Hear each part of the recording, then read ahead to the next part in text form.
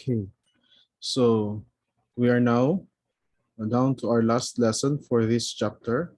We'll only stop at this 1-6 or two-dimensional figures, and this is a very uh, short lesson uh, because I know you have an idea of polygons. We'll be talking more on polygons. We'll focus on polygons, and also we'll have other chapters or other lessons later on that will talk more about the very details of polygons as we go on with each type of polygons. So later we're going to spend 3 chapters with triangles and then a chapter with quadrilaterals and with the other polygons. So today we'll just have a brief introduction of a polygon, any two-dimensional figure. So a polygon is a closed figure, okay?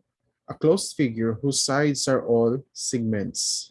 When we say segments, all sides are a line, made up of a line, okay? No curves, and then it's a closed figure. So it should be, each line must, the end of each line of each segment must be the beginning of the other segment. So we have here examples and non-examples of polygon. So this group of polygons are, figures are considered to be polygons. These are none because it is not closed. It has some curves and it has overlapping sides.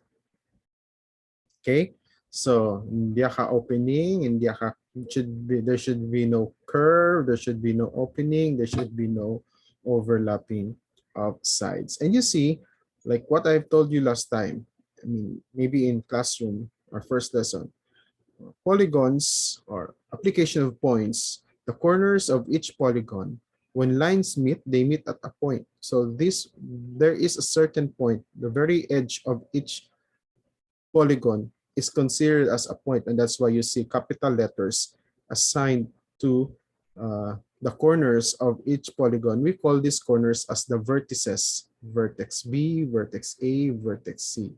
So 3 sides, 3 letters: vertex W, vertex Z, vertex Y, vertex X. So 4 sides, 4 letters, and so on. You have J, K, E, F, G, H.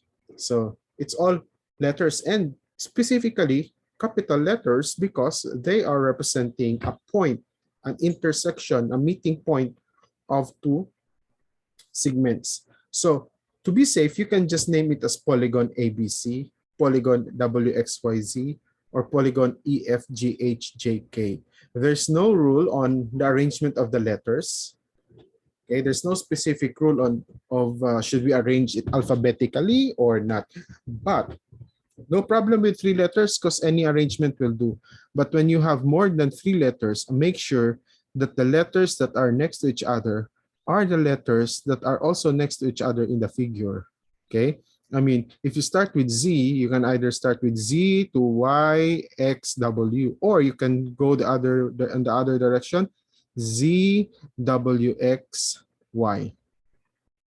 Okay? But you cannot name it as Z, X, Y, W, Y, because there's no such line that connects Z and X. There's no such line that connects W and Y. Okay? You must go through the sides when you arrange the letters in writing a name of your polygon. Okay? So, but for me personally, most of the times, I'm just, when I name polygon, I name it based on alphabetical order. So ABC is ABC. But you can have it CAB or BCA, up to you.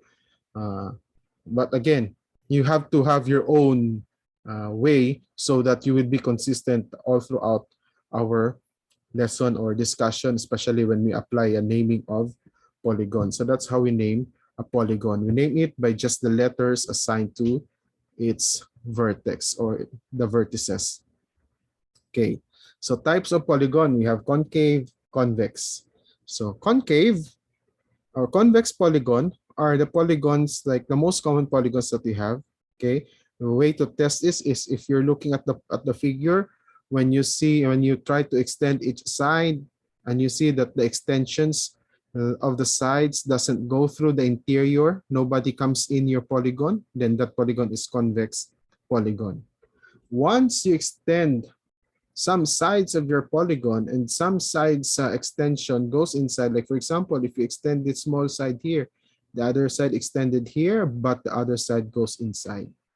Okay, the other one goes on the other direction, but it goes, even if there's only one or two extension that goes inside, automatic, that is a concave polygon. Okay, that is line test. We also have what we call eye test. Eyes, using your eyes, by just looking on the polygon, you will know if the polygon is convex or concave. Okay, so you will know if the polygon is convex or concave. So when you look at the polygon, and if you see that a polygon looks like it has a dent, then that polygon is concave. Remember dents? See, dents is the one that you are familiar with when your car is hit by another car, or somebody throw rock at your car, and there's a dent formed in the body of your car. And so when there's a dent, there's a curve going in, then that's the time we call it as concave polygon. Okay, so that is concave polygon. Now, how do we name polygons?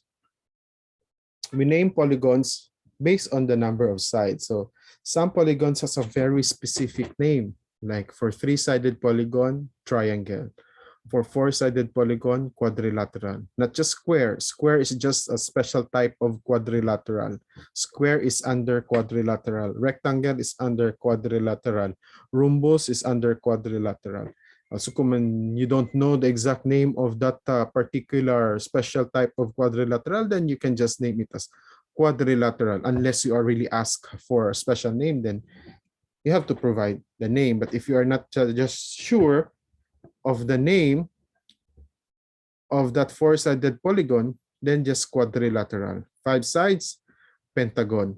And that's why that structure in the US, which is called pentagon, because that structure has 5 sides. If you look at you can search it on Google, and you'll see the top view of it. It has it's a building with 5 sides. We have hexagon for 6 sides, heptagon for 7 sides, octagon for 8 sides, and that's where we have the word octopus. It has 8 what you call the tentacles, and then 9 nonagon, 10 decagon. That's why you have 10 is decade. We don't have specific name for 11. Okay, maybe in the world of mathematics, there's no approved name for 11. But there are some names that you can see a name in when you search it on Google. But we have a specific name for 12, which is dodecagon.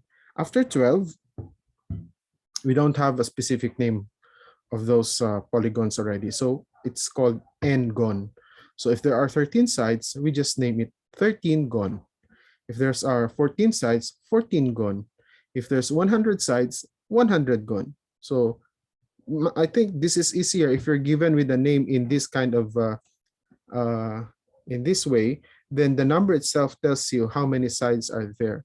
Unlike if you don't memorize this specific name, and when I say talang sides are heptagon, 5 or 8, but if you're familiar, then it's 7, teacher. But heptagon is the same also when you say 7-gon. So when you say 7-gon, how many sides are there? The name itself tells you it's 7. Okay, then we have regular polygon. Let's define regular polygon. It's a convex polygon in which all sides are congruent and all angles are congruent. So when it's regular polygon, then all sides are congruent and all angles are congruent. The most common regular polygon that we all know is 4 sides. What is it? A square. Okay, square is a regular polygon because all the sides are equal and then all the angles are equal, which is 90 degrees. So it should be all angles are congruent all sides are congruent. Okay, like sometimes it highlights, sometimes it doesn't. That's when you say it's a regular polygon. So octagon PQRSTUVW below is a regular octagon. So if it's already given that it's regular, then we can assume that UT is equal to TS is equal to SR is equal to RQ is equal to QP is equal to PW is equal to WV is equal to VU. That talks about their measurement. Okay. Then we can assume that angle U is equal to angle T is equal to angle S equal to angle R equal to angle Q equal to angle P equal to angle W equal to angle V. We'll have a separate lesson in finding the angles of the measurement of each of the interior angles of any regular polygon. Okay. So here, letter A, all the sides are equal. All the angles are equal. So these are our indicators that the sides are equal. And therefore, this five-sided polygon is a pentagon. Okay. No line containing any of the sides will pass through the interior of the pentagon, so it's convex. So the sides are congruent and the angles are congruent, it's regular. So this is a regular convex polygon, pentagon. Okay. It's a pentagon, convex, and regular. For letter B, okay, so there are 8 sides. It's an octagon. A line containing any will pass through. There's a lot of dent coming inside, so that's concave. The sides are congruent. However, since it's concave, it cannot be regular because we have 4 equal angles, and then we have another set of angles here that have different measurement.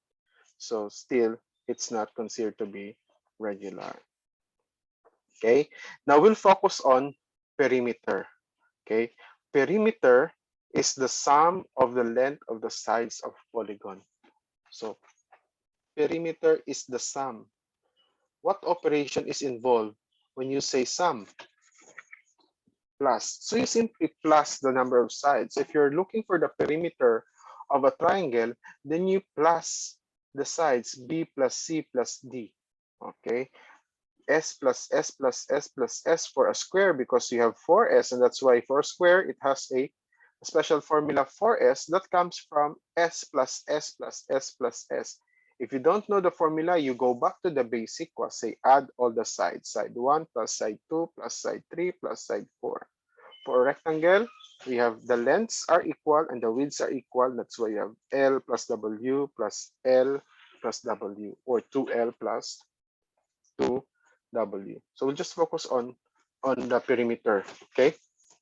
So that's how we solve for the perimeter of any polygon. So if it's a pentagon, then you need to add 5 measurements because you have 5 sides. If it's an octagon, you need to add 8 measurements because you have an 8 sides. Perimeter is most likely the application of perimeter is often used when you talk about fence. Okay, fence. Okay, for example, you want to fence your land or your house, where your house is. You want to build a fence around it.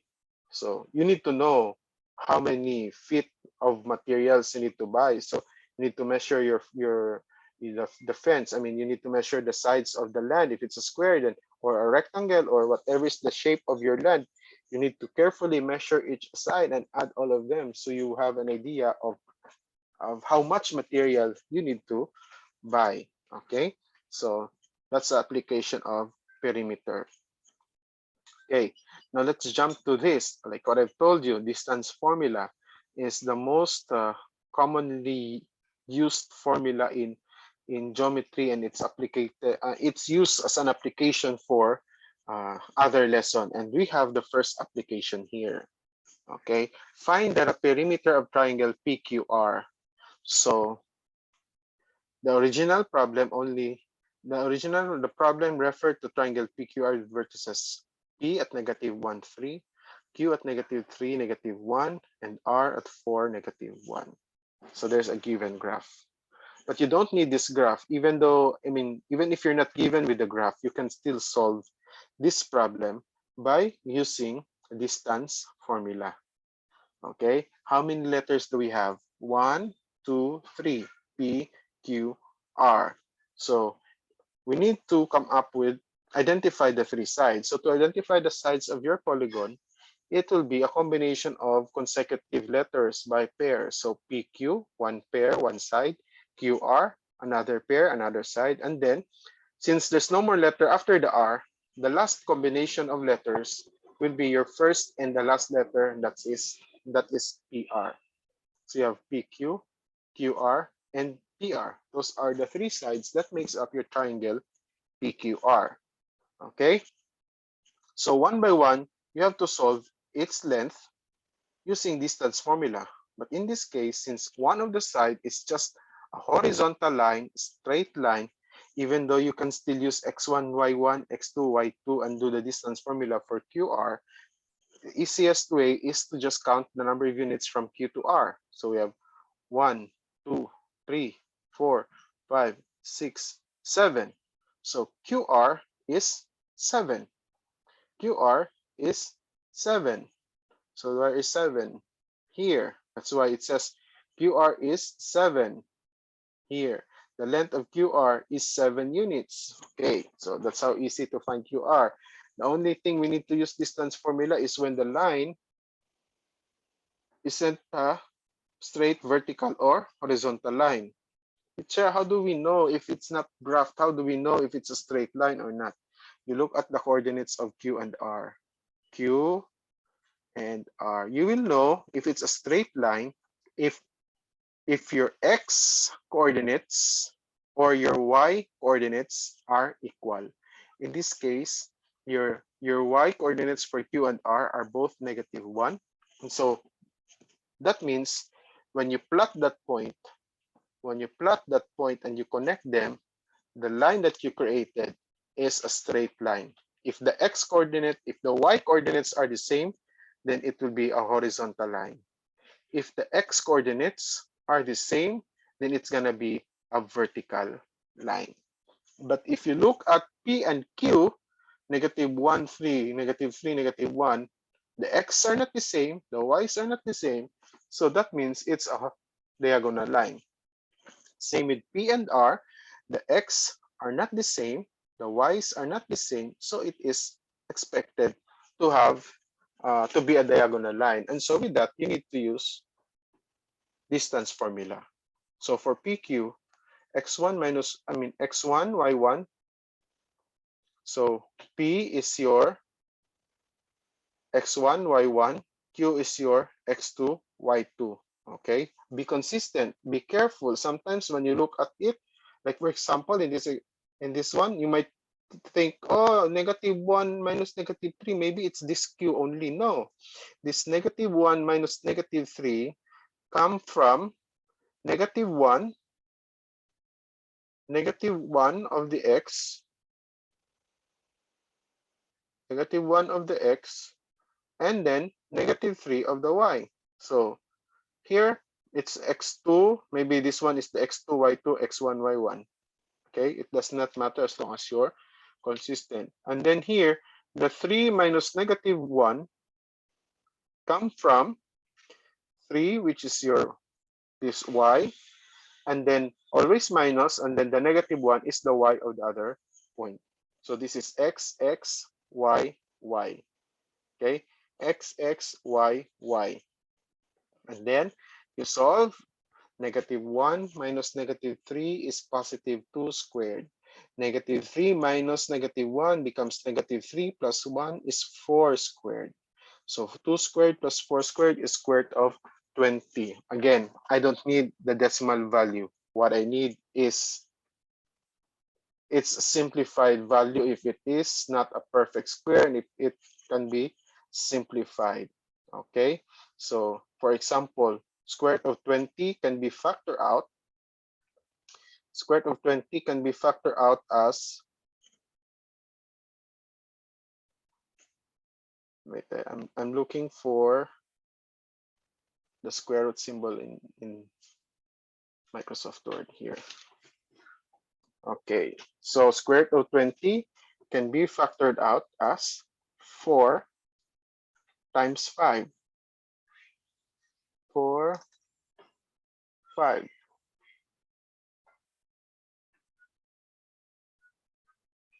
Let me draw a dot in between.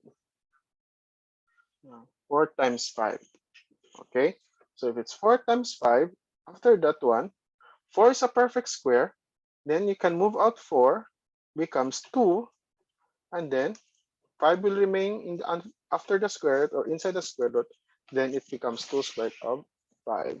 Okay, so square root of 20, which is 2 square root of 5. And then for 41, we cannot do something about 41 because there's no factors of 41 where one of the factors is a perfect square. Cannot be divided by 4, cannot be divided by 9, cannot be divided by 16, cannot be divided by 25, cannot be divided by 36. So we'll just leave it as square root of 41. So your answer can be 7 plus, if it's very specific, your answer must be 7 plus 2 square root of 5 plus square root of 41. Does not matter who comes first in these three, but you cannot combine 20 and 41. Okay, you cannot combine 20 and 41. You cannot say square root of 61. No, the rule in radicals is different. You cannot simply add those numbers inside your radical sign. Okay, clear? Okay.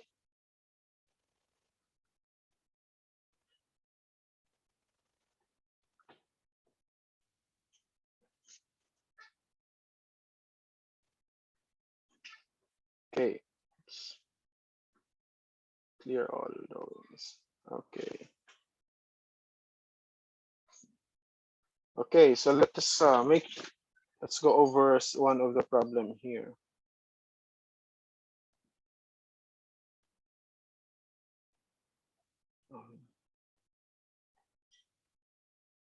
Okay, so just make sure that when you do sides, you make sure you're pairing the letters properly. For example, let me just create one. For example, if it's a perimeter polygon A, B, C, D, then the sides are AB, BC, CD, and AD. And AD. So since there's no more letter after D, then you pair D. The last pair would be the combination of your first letter and your last letter. Okay. Always take note. If there are 4 letters, there must be 4 pairs of sides. If there are 5 letters, you must have 5 pairs because you must have 5 sides. Okay, the arrangement of the letter does not matter. A, B, B, A, or C, C, B, C, C, B, or C, C, C, D, and D, C, the same. A, D, D, A, they're the same. But you don't say the 4 sides are A, B, B, A. Oh no, A, B, and B, A is only counted as one side. Okay, so the 4 distinct sides are A, B, B, C, C, D, and AD. And after this, if you're dealing with this kind of problem, then one by one, you will solve for the distance of AB, distance formula. Stop. Repeat using BC, distance formula. Answer, stop. Another one, distance formula for CD. Solve. Answer, stop. Another one, last one, AD, distance formula. Solve. Answer, and stop. Once you have all the answers for these 4, then the next thing is you're looking for perimeter. You don't stop there. Rather, you add all those that you have from the first to the second to the third to the fourth. If there are perfect square, there are whole numbers, then you can add them together. But for those that are not perfect square, like square root of 20 and square root of 41, you need to write them separately. I'm not gonna mark 17.9 or this kind of answer decimal number as correct, because that means you're using calculator. No using of calculator. Express your answer as radicals, and if it's simplifiable, you have to simplify your radicals. You've gone through a lot of lesson in radicals in chapter 2, so I know you can do that one. Okay, so that's all for today. Tomorrow is a quiz on Edmodo. So if it's a quiz, make sure once you open the quiz, you have to focus and do and finish it and then submit it. It's time 60 minutes. Make sure you have a paper and your pen with you. So when you solve, click the correct answer, whatever you solved, and look at the choices. If the answer is there, you click it and then next, and then until you finish the quiz.